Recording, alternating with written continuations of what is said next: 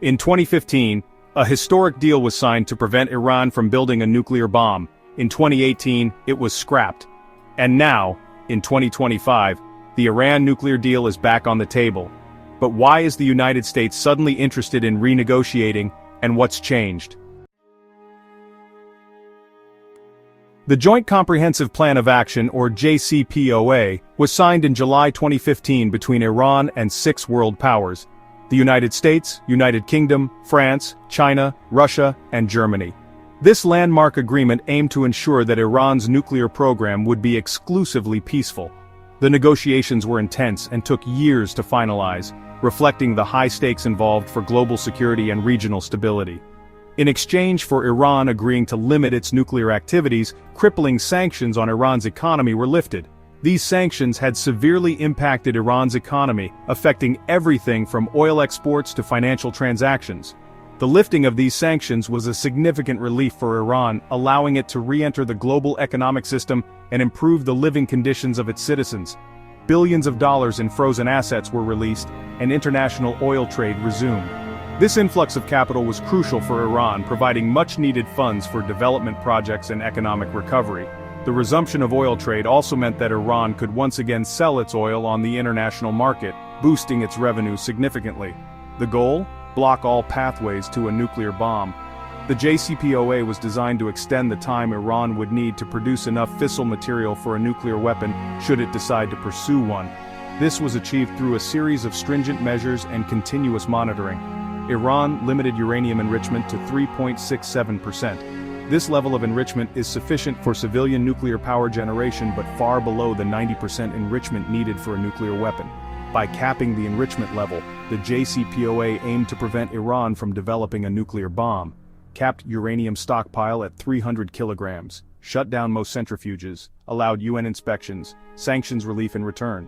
These measures were verified by the International Atomic Energy Agency, IAEA, which conducted regular inspections to ensure compliance.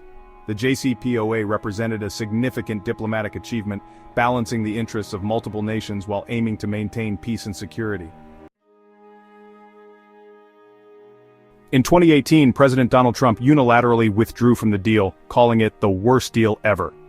This decision marked a significant shift in U.S. foreign policy, as the deal had been a cornerstone of international diplomacy aimed at curbing Iran's nuclear ambitions. Trump argued that the agreement was fundamentally flawed and did not address Iran's ballistic missile program or its influence in the Middle East. He reimposed harsh sanctions on Iran, hoping to force a stronger agreement. These sanctions targeted key sectors of the Iranian economy, including oil exports, banking, and shipping. The goal was to exert maximum pressure on Iran to bring them back to the negotiating table for a more comprehensive deal that would address not only nuclear issues, but also regional security concerns. "They will never have a nuclear weapon," Trump declared in 2018, emphasizing his administration's hardline stance. This statement was part of a broader strategy to reassure allies and signal to adversaries that the U.S. would not tolerate any nuclear proliferation in the region. But instead of returning to the table, Iran responded by ramping up its nuclear activity, enriching uranium up to 60%, close to weapons-grade levels. This escalation raised international concerns and heightened tensions in the region, as it brought Iran closer to the capability of developing a nuclear weapon. The deal began to collapse. Diplomatic efforts to salvage the agreement faced significant challenges, as trust between the involved parties eroded. The international community watched closely, fearing the potential for a new conflict in the Middle East. The future of the Iran nuclear deal remained uncertain, with both sides entrenched in their positions.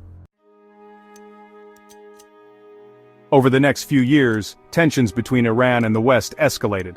Attacks, sanctions, proxy conflicts, and no deal. Iran was no longer following any limits. By 2024, international monitors warned Iran was just weeks away from having enough material for a nuclear weapon.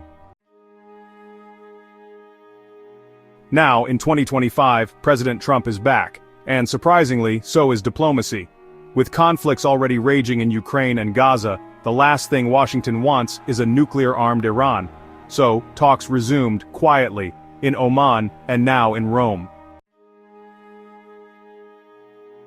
While details are still emerging, the New Deal aims to be tougher, longer-lasting, and more enforceable. This time, the United States also wants stricter inspection protocols and automatic snapback sanctions if Iran cheats. Iran, on the other hand, wants guarantees. They don't want a future US president to rip up the deal again. They want sanctions lifted fast, especially on banking and oil exports. Russia is now playing a mediating role, supporting Iran's push to protect its economic interests. If diplomacy fails, the consequences could be devastating.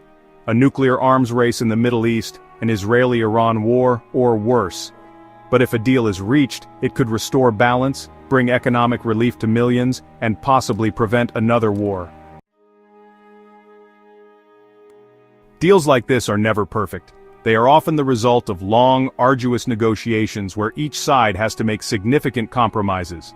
The complexities involved in international diplomacy mean that no agreement can satisfy all parties completely. But history shows, talking is better than bombing. Dialogue, no matter how difficult, is always preferable to conflict.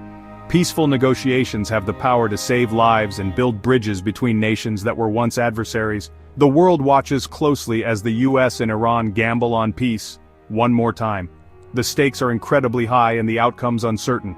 Will this be a turning point in their tumultuous relationship, or just another chapter in a long history of mistrust? Should the US trust Iran again? This question is on everyone's mind. Trust is a fragile thing, especially in international relations. It takes years to build and can be shattered in an instant. What are your thoughts on this delicate issue? Let us know in the comments. Your opinion matters and we want to hear from you. Engage with us and share your perspective on this critical topic. Don't forget to like, share, and subscribe for more global insight. Stay connected with us to keep up with the latest developments in international affairs. Your support helps us bring you more in-depth analysis and coverage. Until next time, stay informed. Knowledge is power, and staying informed is the best way to understand the complex world we live in. Thank you for watching.